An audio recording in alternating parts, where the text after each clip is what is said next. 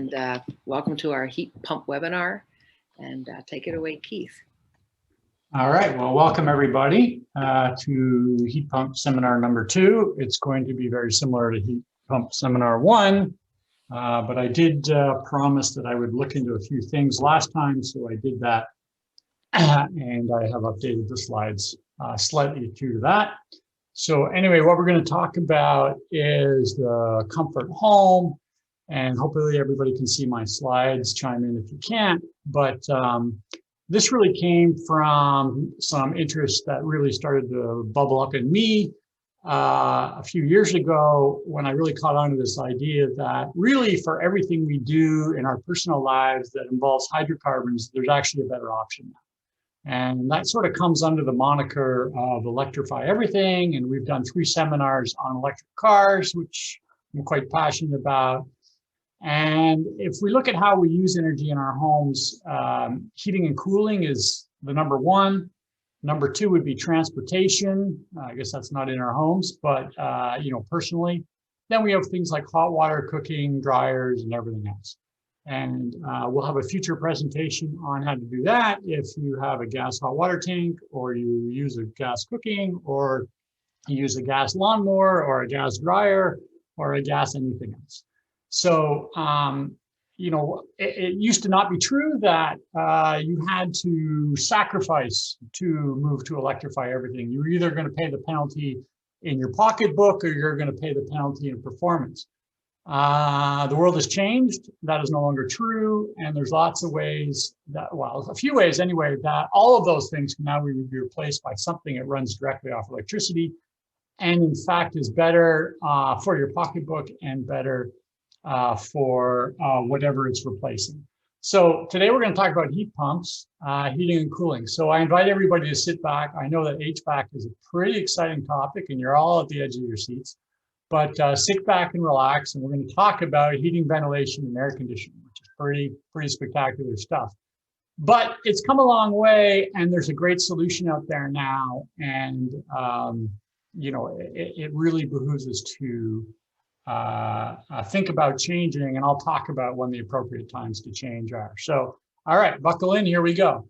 So the whole purpose of the HVAC in your home, of course, is to get you to the desired temperature, to get you to the right moisture so your windows don't steam up in the winter and your skin doesn't crack in the winter. And, you want to clean your air. So we all breathe about 11,000 liters of air a day, and we want that to be as clean as possible. And you want to exchange your air, get some freshness in there, get the staleness out, okay? So, how do we heat our homes today? In Ontario, and this is very specific to Ontario, the vast majority is natural gas, right? You can see it there, this dark red band here. It's called forced air furnace, but that's really natural gas. Then there's electric baseboard, which is over here. And that was a big push for electric baseboards for a lot of homes built sort of in the 70s and 80s. Then there's propane. If you tend to be more rural, there are still folks, believe it or not, who burn with oil, my father-in-law being one of them. And then a lot of people more rural supplement with biofuels, wood stoves. So it's this really big chunk in the middle that we're looking to replace, because that's basically done with hydrocarbons. But really, I'm interested in how can I make my home more comfortable and more healthy. So if you look at the pricing here in 2018, what we're going to talk about today, which is geothermal or heat pumps, are the cheapest way to go. And the most expensive way to go is electric baseboard heating. And then the hydrocarbons kind of sit in the middle. And the bottom one is, of course, only done with electric, but it's kind of the nearest thing to magic. So what are heat pumps? So I'm going to go through this. Not too depth, but I have one slide that's kind of more technical. And for those who aren't interested, you can tune out for 30 seconds as I go through it. But anyway, heat pumps move energy, heat energy from one place to another place. And they typically take energy from a cold place and put it in a warmer place, or vice versa. It can go either way. And we have 2 heat pumps in our home. For most of us anyway. We may have an air conditioner, whether it's a central air or in a window, And we have a refrigerator. A refrigerator takes heat from a cold place, which is inside the refrigerator, and moves it to a warm place, which is outside the refrigerator. And that's what it does. And a heat pump in your house in the winter takes heat from a cold place, which is outside, and moves it inside. Or in the summer, it takes heat from your home, which is cooler, hopefully, and moves it outside, which is warmer. All right. So, this technology has been around forever, but there's a reason why we haven't used it for heating in the past, and those reasons are no longer true. Okay. So just to get into the terminology here, there's kind of two types of heat pumps.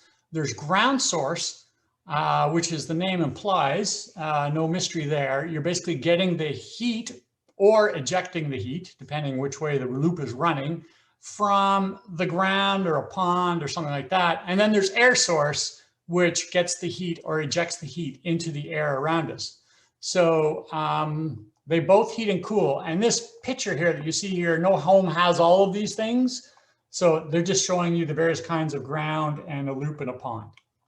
Okay, so if you have a ground source heat pump, they may lay it out like this. So they have to trench down. You need a bit of land, right? So typically 2 times your home area.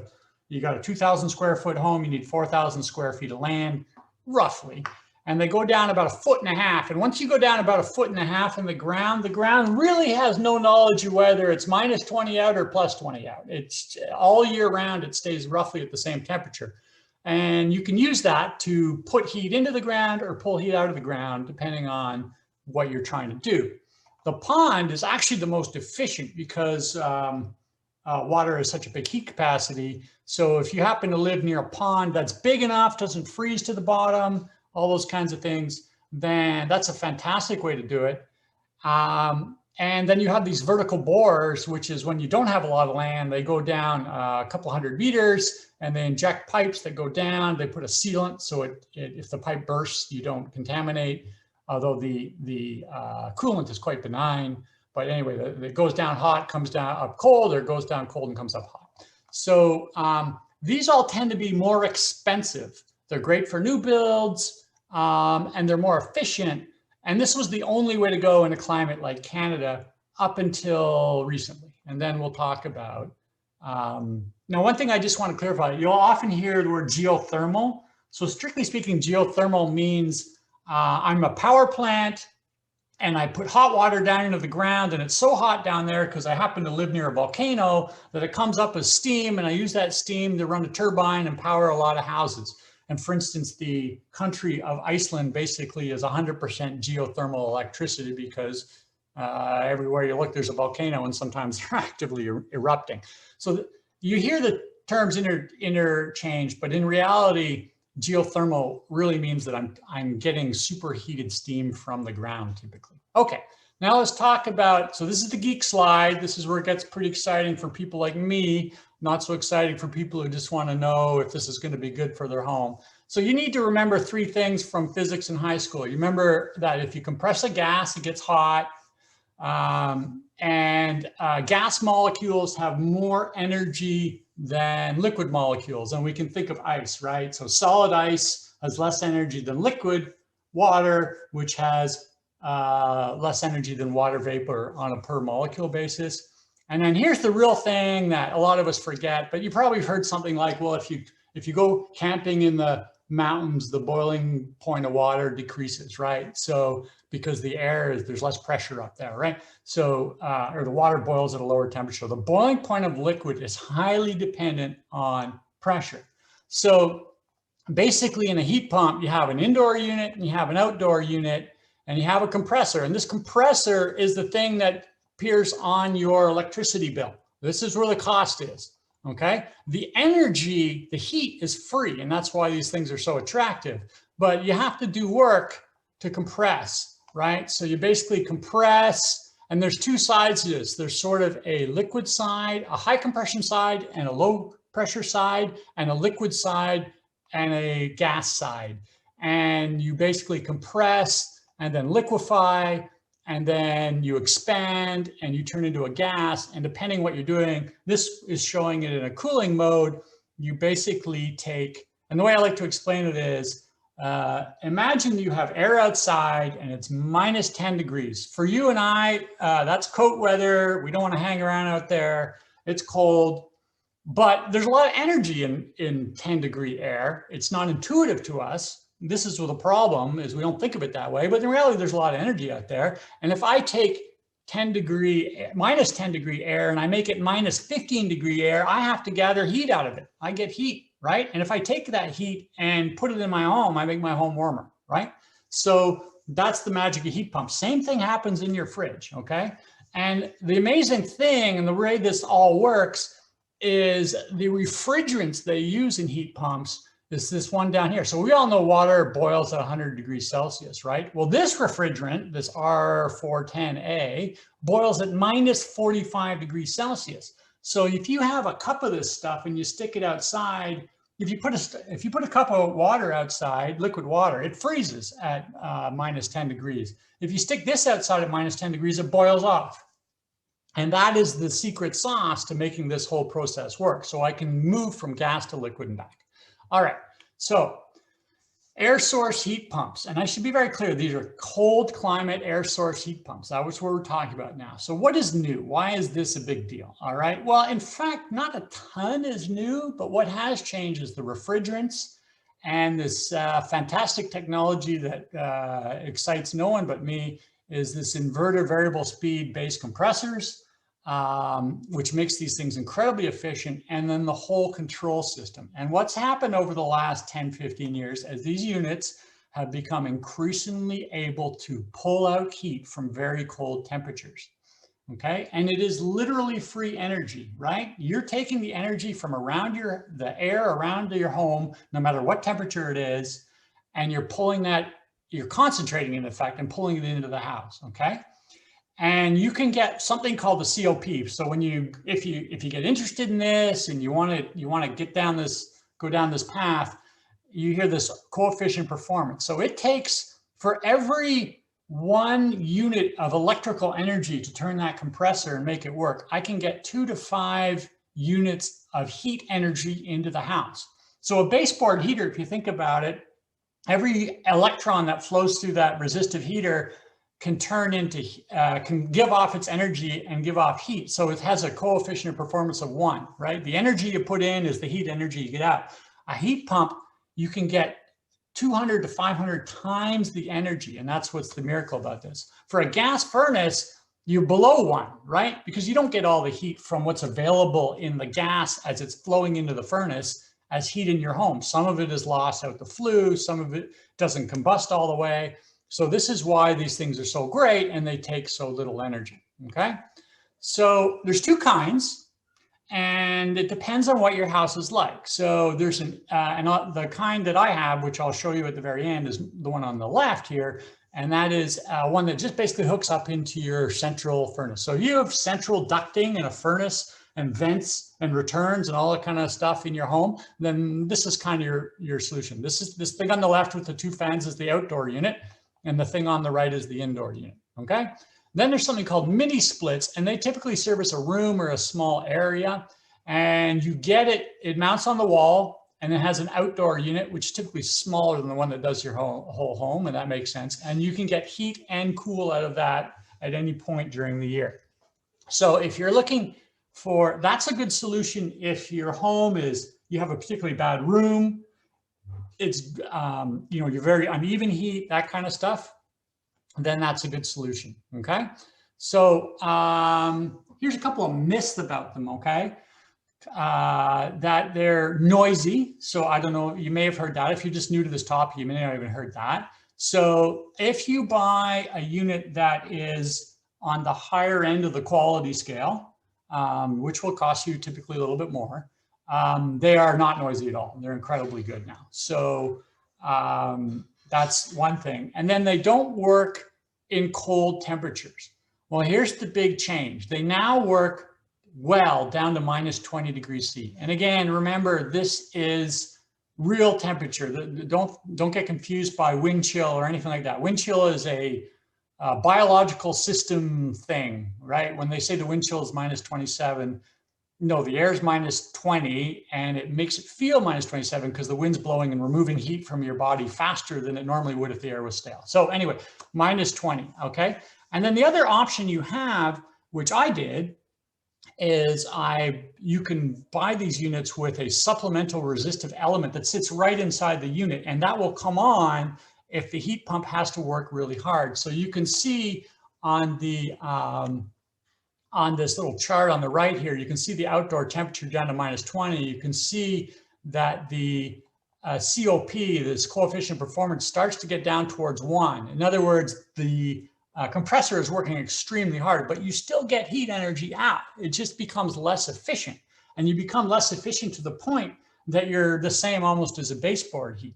And I'll talk a little bit about, there's this myth that they just stop. They don't. They just have to work harder. Okay, so here's the benefits. So here's the key benefit, and I can't stress that enough, is the home heat is much, much nicer than forced air. And the reason for that is it tends to be more continuous and even, and it doesn't cycle. And it kind of helps reduce that war of the thermostat that exists in some houses between I want it up a little bit, I want it down, this room's hot, this room's cold. Because it's continuous, so you're getting better airflow and you end up with a much more comfortable house. And we certainly noticed that. And the reason for that is because if you have a gas furnace, you will notice in the winter that it cycles on and the thing doesn't have a throttle, basically. It is on and it is on. And when you burn gas, it's super hot. So you need to take that heat away and blow it into the house. And then it kind of overheats. And then once the temperature gets to the thermostat, then the air hasn't spread evenly throughout the house and you get a hot and cold spot. You get a lot of blowing and then it turns off. And then it waits until that whole thing drops. With a heat pump, it tends to just run more or less all the time. Right? It's only running a DC motor, so it's not going to wear out. And you get this really, really, really nice heat. You don't get this blasty hot, okay? So you get a much better turnover of air. You're much better able to deal with your humidity as opposed to the start-stop. They're cheaper to run than gas, and I'll talk about that just in this slide here. There's no combustion in the home. You know, there's a lot of research now that shows that you really just, if you can avoid it, just do not have combustion in your home. All those particulates and unburnt gases are just not great for us. So, you know, you want indoor air quality to be supreme, right? You spend so much of your time inside, especially us hibernators in the winter. And the other thing about heat pumps now is it's going to mitigate against future gas price increases. And honestly, right now, the price of gas is very cheap. It doesn't necessarily always have to be cheap. And especially if what I suspect is going to happen, that the carbon prices are going to just continue to increase, right? So, you know, and heat pump basically makes it so you don't have that because our grid in Ontario does not run on hydrocarbons. We have a few gas peaker plants, but we're about 96% green. And that's primarily nuclear and hydro and increasingly amount of wind and still a small amount of solar. So when I switched, right, so I had a bunch of things in my home that ran on gas. I was determined to get off gas. I didn't want to pay that gas bill. I didn't want those hydrocarbons in my home. My bill went from about $180 a month to about $40 a month. And that $40 is basically the charge to have a hookup still, which I'm desperate to get rid of, but I still have a gas wash or clothes dryer, which I'm not willing to throw at a perfectly good clothes dryer just to stop this payment. But as soon as that clothes dryer dies, then we will be moving to an electric clothes dryer and that'll be the end of my gas. So you can see the kind of savings I'm getting every month, but we'll talk a little bit more about savings. Okay, so what are the drawbacks of heat pumps? We have to be honest here. So they are today, still more expensive than the equivalent gas, but you have to realize that at the same time you're getting heat and air conditioning. So you're not just replacing your furnace, you're getting both. And when I did my retrofit or when I changed out, both my air conditioning and furnace, gas furnace, were on their last legs. So the price of the combined was very close to the heat pump. But the payback is longer than 10 years. So you see there, I'm saving, you know, on the order of $140 a month but that's mostly through the winter. So, you know, I could imagine that I'm saving maybe, you know, I multiply that by 4, and then in the summer, there's almost no difference because I'm not running my furnace. So, you know, I can imagine I'm saving somewhere between $600 and $800 a year. That's a lot. So and that will make up for the extra few thousands of dollars. So the payback can be longer than 10, shorter than 10. It all depends on how well insulated your house is. So heat pumps are not necessarily like an electric car that's going to save you money and a ton of money. That payback is longer, but really what I is as interested in is the comfort and the healthiness of the home. That makes sense. And then you might have to auxiliate with heating on the coldest days. And I have a picture here of the little element, and we all recognize that. It looks like the world toaster on steroids here that plugs into the unit, and on the coldest days that comes on. So let's talk about the coldest days. So I had a question about this the last time. So I spent an evening and I went back and I looked at King Township's weather since 2015, and I went and counted. It was exciting. I went and counted how many days we had between -10 and -15, how many between -15 and -20. And this is the low during that day. And in many days, you know, that happens at 3 a.m., right? And then how many days we had, you know, colder than -20 degrees C.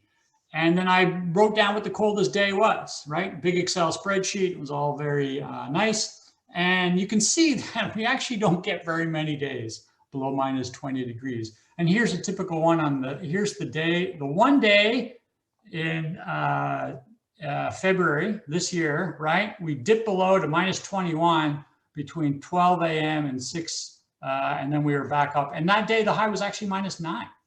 So, you know, during that 6-hour period. So, you know, we had a day in 2016, it was one little cold snap, 2 days that went down to -26. So I've had my heat pump for the winter of 2019, 2020, and 2020, 2021. And I don't believe my auxiliary heating has come on once. And I can tell you why I believe that, because I actually monitor the circuit. But that should give you comfort that for the coldest days, we don't actually get those many in Southern Ontario. Now, if I live in Winnipeg, this is a different story, right? In February, it gets down to minus, and heat pumps someday will be just great for Winnipeg, but they aren't today. I only recommend these if you kind of live south of Sudbury. Okay, so when to get an air source heat pump, right? Anytime these days you do a new build, to me, it's a no-brainer. You put in an air source heat pump. It's perfect for our climate and nothing to do. If your equipment becomes end of life, if it's time to change, then buy an air source heat pump. Never buy an air conditioner again. If your air conditioner goes and you want to replace it, buy a heat pump, and you can get hybrid units that are half heat pump and half natural gas. And you'll basically be using only the heat pump, and then you have air conditioning as well. And then if you're trying to solve a problem in your home, so you have hot rooms, cold rooms, your HVAC is noisy, you don't like the sound of the blowing air when it comes on really loud, or you have an uncomfortable home in any way, you have moisture control issues, or dryness, well, I guess that's moisture control. So that is when you really want to think about an air source heat pump to improve the quality of your home. And, at the end of the day, if we're going to spend some money on something, that's probably a good thing to put it into. And then I say when not to get an air source heat pump. You got super excited by my presentation. You just can't wait to get off and order that heat pump, but your house is quite nice and your equipment's not that old. Well, it's not the time to change, right? Just, keep it in your mind. And when it does time for your equipment to be changed out, then that's the time to switch to a heat pump. And as I said, if you live in a place where the temperature drops below -20 a lot, that is not here. Okay, now we get into some interesting stuff here about, okay, that heat pump, that sounds really interesting. That would work well. You really need to find someone who knows heat pumps. And there's a couple of things you want to do before you go and just replace with a heat pump. And I'll tell you some of the problems that are going to come up. So for those of you who like to plan your lives better, you can think of these pitfalls. So you want to look at your building envelope first. This is the boring stuff like insulation and leaky windows and drafty vents for, bathroom vents. You really want to deal with all that stuff first. And the way you deal with that is something called a blower door test. I cannot stress enough that you should do a blower door test. I did not do a blower door test, but I was lucky because my house is pretty tight. But what they do is they close all of the windows and they open your front door and they seal it up with this big red tarp and they suck air out of your house. And don't worry, it's not very much, so no one's falling unconscious in a vacuum here, but they suck air out of your house. And then they basically monitor how hard they have to keep sucking to maintain a certain pressure below the standard pressure. In other words, how much is air flowing in through all the cracks and crannies of your house? And they can tell right away if you have a good house or a bad house. And then if you have a bad house, they can actually go around, sniff around, find out where the problems are. And then they'll fix those problems and do another blow door test. And they'll say, oh, your house is actually really good now.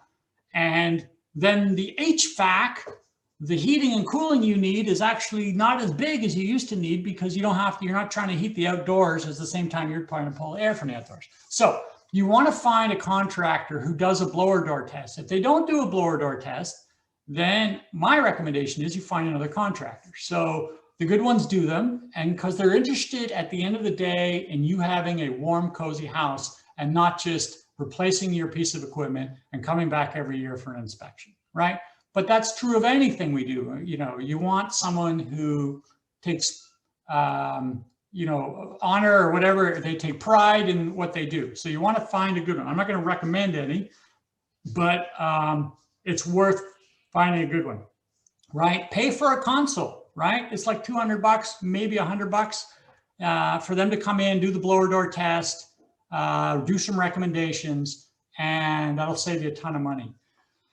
Heat pumps are made by all the normal brands, but contractors are conservative. And what they want to do is many of them want to come in and they want to take your old heater, your old gas furnace out and put a new one in. And they don't want to think about things too much. And if you talk about heat pumps, they may be, well, I don't do heat pumps, or I'm not sure about that. Or they may know heat pumps from 20 years ago when they had a hard time working in their climate, but that's not true anymore. So they're naturally conservative, and you have to be comfortable to say, I know they work, I want you to spec one out, or I'm going to go find someone who can. All right. And always treat your contractor well. Then they're very incented to, and by the way, I'm not a contractor. I don't work in this business at all, but they're incented to make your house warm and cozy. And that's your goal, right? A warm and healthy home. Happens to save you some money, but a toasty, comfy, cozy home is where you want to be. Okay, so as I said, insulate first. Always maintain your relative humidity between 30 and 60, right? Below 30, our skin gets scaly. Above 60, every virus and bug want to grow, okay? Typically, homes have way oversized equipment, which is why they cycle on and then cycle off and cycle on and cycle off, right? A better way is to have continuous airflow at a continuous rate of heating. Change your filter more often than you do. That's just one of those things that no one does, including me, until I actually started looking into this. And of course, consult a professional. Okay, so let's talk about my home. We're coming up to 30 minutes here. I'll tell you what I did and then what my experiences are. You already know how much money I'm saving per month. So I used to have a forced air, and I would call it high efficiency natural gas furnace and a separate air conditioner. Both were nearing their end of life. I paid $16,500 installed, all done, to replace both, including, which was about $2,000, a 10 kilowatt auxiliary heater, right? Because I was being a guinea pig. I didn't know. I didn't want my dear wife to tell me that she was cold in the middle of the winter. So I said, okay, we'll pay for a 10 kilowatt auxiliary heater in case. So that's your backup. That's your peace of mind. I'll let you sleep at night when the temperature is going to be minus 20. Again, ours, I do not believe has ever come on, but it's a peace of mind thing. And I bought higher end machine equipment. So I didn't buy the rock bottom basement. I bought higher end stuff, and that was my price. I did, because I was interested, say, okay, how much is it going to replace my high efficiency and my air conditioner at the same time? So you can see that I had $3,500 in the hole from day one over just replacing my old system. And you can see from my savings how many years, my payback's going to be a little bit quicker because my home's a little bit tighter. All right.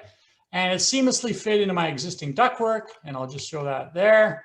And you can see that's that there. HVAC equipment is just, it doesn't come in fun colors, fun shapes, just rectangles. So that's it there. These two pipes here that are insulated, they go out to the outside unit, which I'll show you in a sec. So that's a refrigerant as a gas going one way, as in the liquid coming back in one season, and then vice versa in the other season. And just as a teaser for another talk I'll do maybe in the fall, that is my hot water tank in the back. It is also a heat pump now. So I used to have a gas water heater. Now I have a heat pump water heater, and it's been fantastic. But that's for another day. So here's my outdoor unit. So my old air conditioner used to sit on this one pad on the right down here. So they had to extend it. So it's a fairly big unit. It's outside. This is at the side of my house. The air has to kind of come in the back. It needs to be situated up because in the winter, you can imagine that thing sitting, minus 20 degrees, any moisture in the air, and there's not a lot in the winter, but any moisture in the air is going to condense on there and build up ice. So it goes into a quick reverse thaw cycle and it drips down and you get like a chunk of ice down here, but it never gets more than a couple inches thick. And that's it. That's the whole shebang. Now, again, this is my electrical panel, and I don't want anybody to report me because I know what I'm doing in here. But basically, all these little white things are clips on each individual circuit. It's a company called Emporia, and it allows me to monitor. I'll show you on the next screen. It allows me to monitor my electricity use on every circuit in my house, including the two mains right here. So I have 20 of these little clipped onto all the circuits I'm interested in monitoring. It's a bit of a cable mess, but basically I get this kind of information so I can tell that what's using my energy. So I came home and I plugged in the electric car, and you can see that 32% of my kilowatt hours being used, or 70 kilowatt hours right now. So, which is a kilowatt hour is an energy, like joules, energy rate. So joules per second. So, or joules, sorry, it's joules. So anyway, you can see, and my heat pump is sitting here quite low at 14. Okay. And then this is all the other stuff in our home. Okay. And you can get nice graphs. So that's how I'm confident to say that I have one of these circuits on the auxiliary heat, and I never saw it come on. Okay.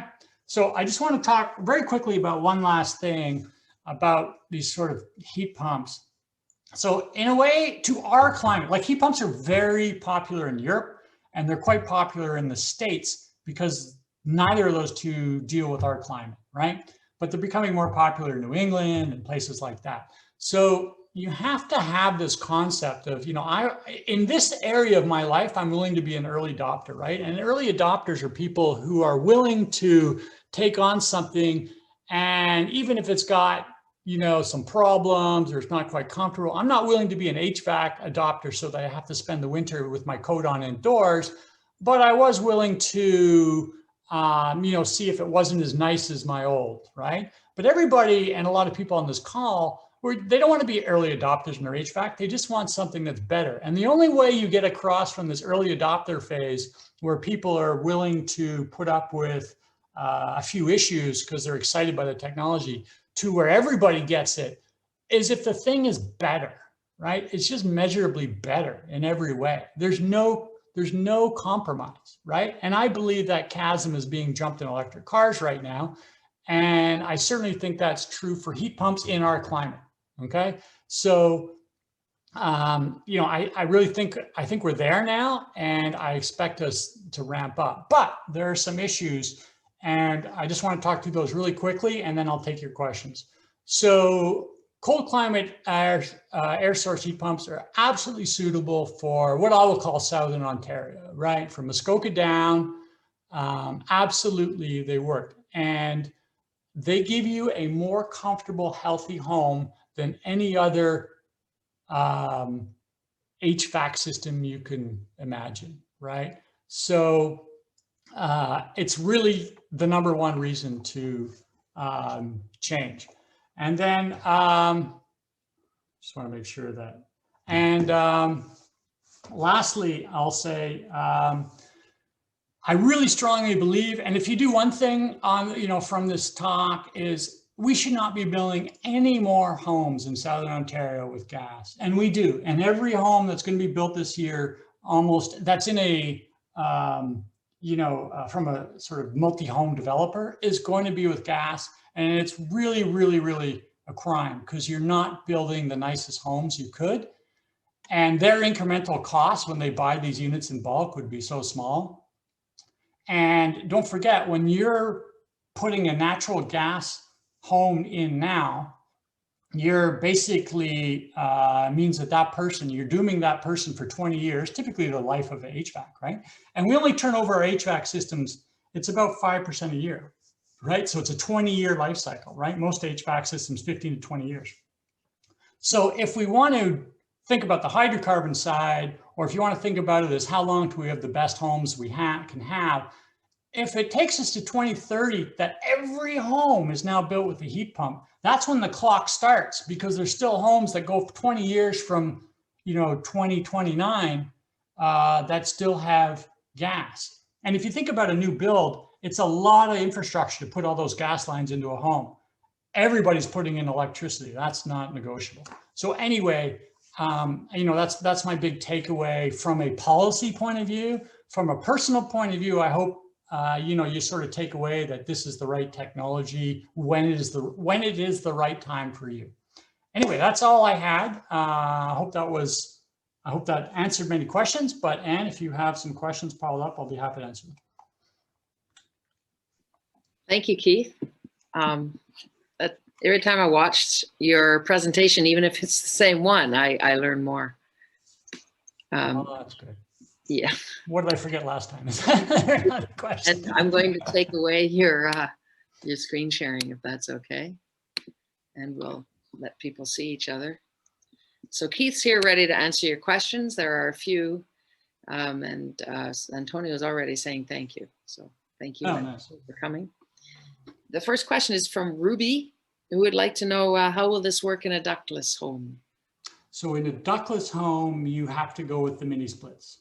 So which means that you have multiple of those units, and they're a lot less expensive, typically in a region. So you'd have one that does a couple of rooms downstairs, a couple of rooms in another area, or the way you can do it. So if you're in a ductless home, you're probably in a baseboard home or some sort of wood stove kind of situation, because really all gas and oil is forced air. So if that's your situation, then the way that you can make your home the most comfortable and most money saving is you put mini splits in the places where you're most high use. So your bedroom, living room, kitchen area, something like that. And you can leave some rooms on baseboard, that you don't use as much, and keep them cooler. I hope that makes sense. My mother had a neighbor who was in a small house that would be considered a bungalow, and I think they called it passive heating. It just the hot air rose from the furnace. So the second question from Jennifer is, well, how do they compare? And she's asking with geothermal, but perhaps misunderstood again. She might have missed the part where you said geothermal is really for grid generation. Sorry, just say that question again. How does it compare with geothermal? So let me compare it to ground source. Yeah. I hope the question is, how does it compare to ground source heat pumps? Ground source heat pumps are the most efficient. So remember that coefficient of performance, and I said an air source could be anywhere from 2 to 5. So ground source are sitting 5, 6, 7, right? And the reason that they're so efficient is because there's just so much more mass of heat there that it's easier to exchange the heat. You don't have to work as hard. And the other thing is, because it's buried, the temperature is not fluctuating. It typically, if you go down 1.5 meters, the temperature of the ground is typically going to sit around 8, 9 degrees Celsius. And it's plus or minus 2 degrees all year. So you're in a much happier, benign situation. And that's when these things get the most efficient. That makes sense? Does that make sense? I hope so. Janet, you let us know. Well, she says, yes, thank you. So then we have Catherine Fleer here, and Catherine would like to know if it makes sense. So for people in wee homes, like my mother and my mother's neighbor in North York, Yeah. If you have a wee home, and I think Catherine's sharing with us that her gas bill, including gas, so that's gas for furnace and gas for water heater, Yeah. is $60 a month. So would it make sense? I'm seeing another screen here, but anyway. That's not you? Nope, that's not me. So would it make sense? So you're really trying to trade off two things. If your primary purpose is to save money, then I would say when it comes to the day to your equipment breaks down, and there was a piece in a slide which I forgot to mention, and this is the travesty, is 90% of HVAC's replacements are emergencies. And when you have an emergency in your house, the first guy that shows up, and it usually is a guy, the first guy that shows up with something to get you warm is going to get your business, right? So if you want to play in this game, Okay. then Whoever's doing that, would you please stop? And yeah, someone's sharing. Yes. It's Watt. Oh. Please try not to. Yeah, so the first person, so anyway, you kind of want to plan that ahead. So I would say to, when you're in a small home, your gas bill is going to be small. This is not going to be a good, big money saver. I will guarantee you it'll be more comfortable and healthier. But if you come down to a replacement, price out a mini split and see, I think you'll be pleasantly surprised. But that's the time to do it, not trying to just jump in when you still have, equipment that works, right? Hopefully that's clear. The other question is from Janet. She wonders if neighbors could share a backup system. I assume you mean, Janet, please let us know if otherwise, that you're talking about when it's very cold and the heat pump might not be excellent. I don't know. That's correct. Okay. So Janet, I'm not sure how that would work. The backup system that I've been talking about today is, your other choice, the backup system, if you want it seamless, you don't have to think about it. You integrate it into the furnace and it just reads the thermostat and it comes on and off when it needs to. If you're hardy, and I'm not recommending this because I don't want to give, some people would just say, oh, I can turn on a local electric heater in the home when I need to, right? We have one in our basement that we sometimes cycle on in the winter if we're going to go down there for some reason because it's colder. But and we tend to keep it colder in the winter. But your backup is electrical typically, or it's going to be a wood stove.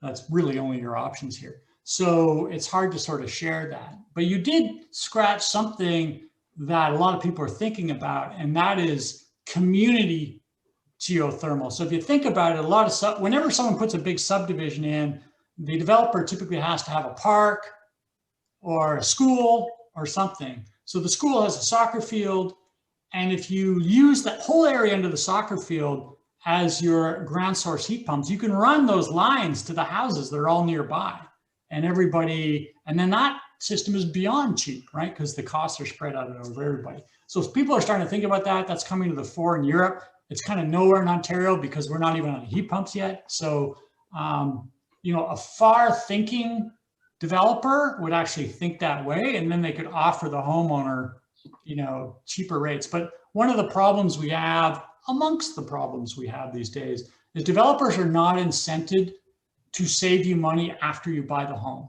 They're incented to have you buy the home.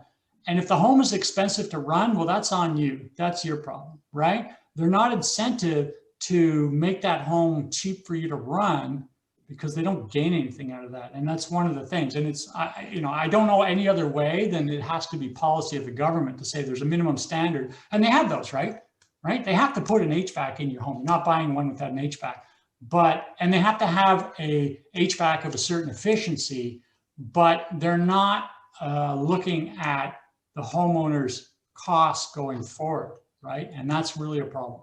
So, that's why a lot of them haven't switched to heat pumps, because it's just way easier for them to do what they know now and just throw a forced air natural gas heat pump.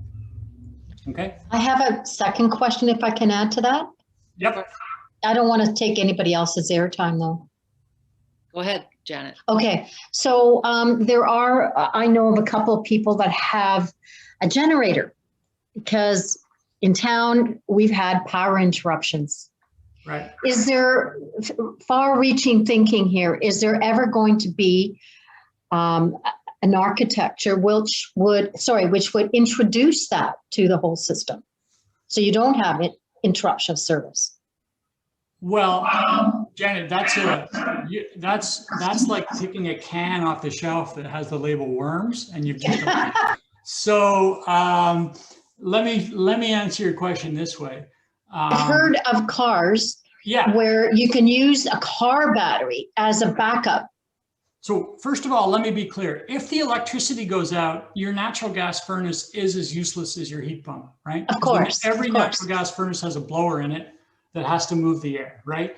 So every home eventually, I believe, will have a battery in it, whether that's in a car or standalone. That is a separate topic in a way from the backup heat, if you want to call it that way, because you don't want to use batteries as a source for electric heat. You'd run your battery down extremely fast doing that. Right. Or even a big battery, right? Even a big battery. So, but you would have no problem using a battery like an electric car or a standalone battery, a 10 or 20 kilowatt battery in your garage to run a heat pump and keep your home warm for a week.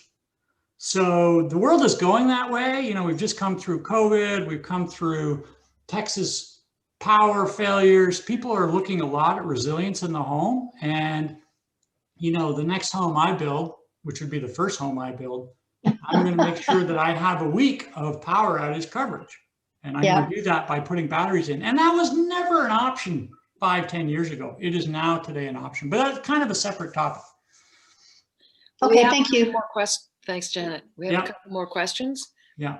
Bruce is wondering, in the summertime, is the cooling with your heat pump system more efficient than the regular AC? And if so, how much more efficient? And perhaps is it less costly or more costly than your average AC? So the answer is, you ready, Bruce? The answer is 100% equal, because it is an air conditioner. It is identical, the same technology, the same coils, the same everything. You couldn't open a heat pump outdoor unit and an air conditioner outdoor unit and look at any part except for one and know the difference between the two. And the only part that's in there that's different is the thing that switches the flow of everything based on whether you're trying to heat or cool. It's called the reversing valve. That's the only part. So there is no difference between the heat pump that's sitting outside and my air conditioner from a component point of view. Thanks, Keith. I wondered if that might be the case, actually, because you had made a comment earlier that an air conditioner is essentially a heat pump. And I suppose the only factor might be sort of quality and efficiency of that heat pump. And right. So so you're true. The new heat pumps are more efficient than old air conditioners, but new air conditioners have the same kind of compressors that new heat pumps do. Yeah, thanks. Yeah. Awesome. Thanks for the questions, everyone. There is another question from Jennifer, and I don't think you did quite clarify. You said you had saved $140 on gas, but you forgot to mention if and how much more you paid in electricity because of the heat pump. Oh, Jennifer, wow, you've now made my third talk have a different change in the slides. Good point. I was negligent in that. Yeah, so my electricity bill, I believe, and it's honestly, my electricity bill is a little bit hard because I pay a lot for, our electricity bill is high because we have 2 electric cars. But I estimate, and it's only an estimate, that I'm about $20 more expensive, maybe 25. So your total saving was $120. More like $100. And again, that's $100 through the winter months. So say it's $500, you know, kind of, then I'm looking, and it was $3,500. So I'm actually looking at 7-year payback, but say it's 8 or 9. And in some houses, it would be closer to 10, depending how tight the house is. So that's a good point. I'll fix that, Jennifer. Thanks. Well, thank you, Keith. I don't see any other questions. If anyone has a question and you're thinking it's a bit late to type it, you're welcome to unmute yourself and ask. But on behalf of the rest of us, Keith, thanks for putting in so much time and energy, and you do make it come alive. And of course, I'm the geek, so I really love the geek slides. Well, I really like a good heat pump talk. Who doesn't? Come on. Yeah. Keith, it's Bruce here, and I have a question. I was just typing it in actually, which maybe maybe I'll send it. It has to do with the hydrocarbons in a house, and just the source. Wondering what the sources of those might be for many people. How serious, from a health perspective, can they be? And until one has a cold climate heat pump replacing all of those, how can one reduce just, I guess, the impacts of those? Okay, so I'm starting to get into an area that I want to be very careful about, because I only want to, at heart, I'm an engineer of science, so I want to be rock solid in my facts here. Yeah, and just to preface, I recognize this sort of gets into the health field, and we probably need some expertise there. Yes. So I have done some research on this, and I'm doing some more for the next talk on indoor air quality and effects on life and effects on well-being. And I am surprised at, I guess I shouldn't be, but I was surprised at the amount that it mattered. And I want to be super clear and have, rock solid. But the research papers that I've seen saying everything you can do to reduce combustion in your house, and my wife loves a set of candles going, but anyway, anything you can do to reduce combustion in your house is really a great step forward. And, the number one burst thing you can do, and some people are going to hate me saying this, but it's for the next talk, is cook with natural gas. There's a lot of uncombusted nastiness, and a lot of people don't like that fan on super high because it's loud and noisy. And fireplaces, as a guy who likes to camp and sit around a fire, it's tough for me to say, but fireplaces are not great. Natural gas furnaces are actually pretty clean, because the exhaust gas and the air in your home are different.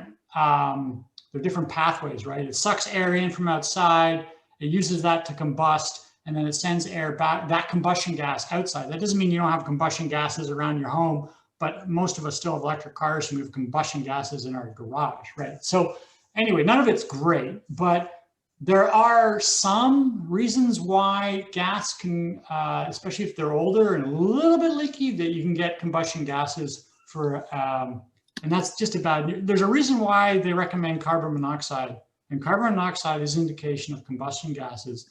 And, those detectors are not there because your house is burning down.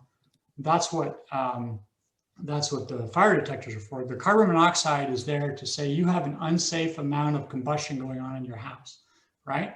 So anyway, it's a bigger deal than I thought, but I want to be more educated before I start screaming that you must get this out of your house, because I don't want to be a panicker about that. But from what I'm seeing in the research, it looks like you just, as much as possible, get combustion out of your house. That was a long answer, Bruce, sorry. Yeah, no, really good, very qualified, and probably that whole area of air quality, both indoor and outdoor, is probably another great topic for the future. Right.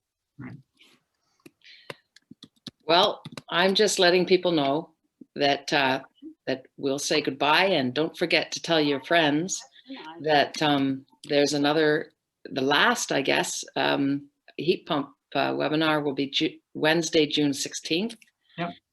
And everyone can, I'm just going to finish typing this now. Well, everyone can register if they wish to come again, if they have more to, they look into it a bit and have more questions to try to stump our yeah, just my last thought is, if and when you decide a heat pump is great for your home, that's great. But I would encourage people to advocate that we should be moving to heat pumps on new builds in Ontario, because I walk around King and I see the new builds and they're all natural gas, and they should not be. Anyway, thanks. That's my little soapbox. I'm off it now. Thanks, Keith. Thank you, everybody. Okay. Bye. Bye.